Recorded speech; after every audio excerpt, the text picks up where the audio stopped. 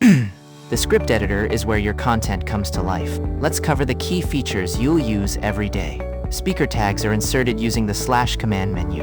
Type / to open the menu, then select speaker and type a name. Voice renders each speaker as a colored pill, so you can visually distinguish who's talking at a glance. If you've already used a speaker in the script, they appear in a list, so you can select them without retyping. Each new speaker automatically appears in the speakers panel on the left. You can place multiple speakers on the same line.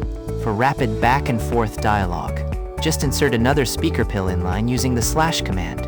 Voice treats each one as a separate audio segment, so every speaker gets their own voice. This is great for short exchanges that should flow naturally without big pauses between lines. The expressive engine supports 9 paralinguistic tags. These produce actual vocal sounds in line with the speech. After inserting a speaker, type an open bracket to bring up the tag menu. You'll see 9 options: clear throat, sigh, shush, cough, groan, sniff, gasp, chuckle, and laugh. These aren't style modifiers.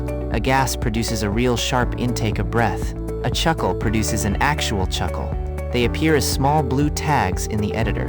One thing to note, these only work with the expressive engine. The fast and multilingual engines will ignore them.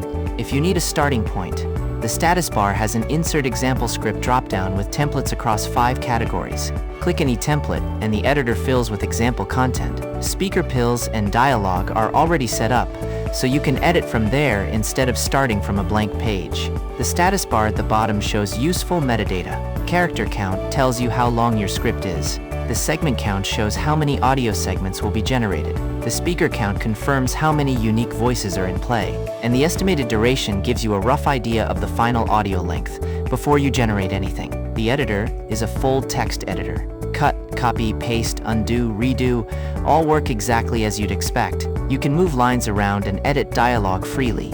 To change a speaker's name, double-click the pill. An edit popover appears where you can rename or delete it. Voice updates the speakers panel automatically, and standard keyboard shortcuts work.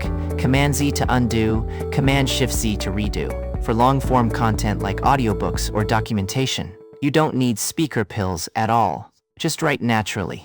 Voice treats untagged text as narration from the default voice. For very long scripts, Voice automatically splits text into chunks to maintain voice quality. You don't need to manage this.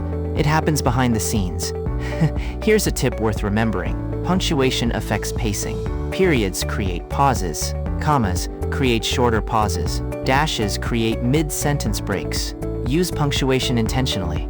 It's your main tool for directing the rhythm of the speech. Voice autosaves as you work, but you can also save manually with Command-S or the Save button. The dot next to the script name indicates unsaved changes. That's the script editor.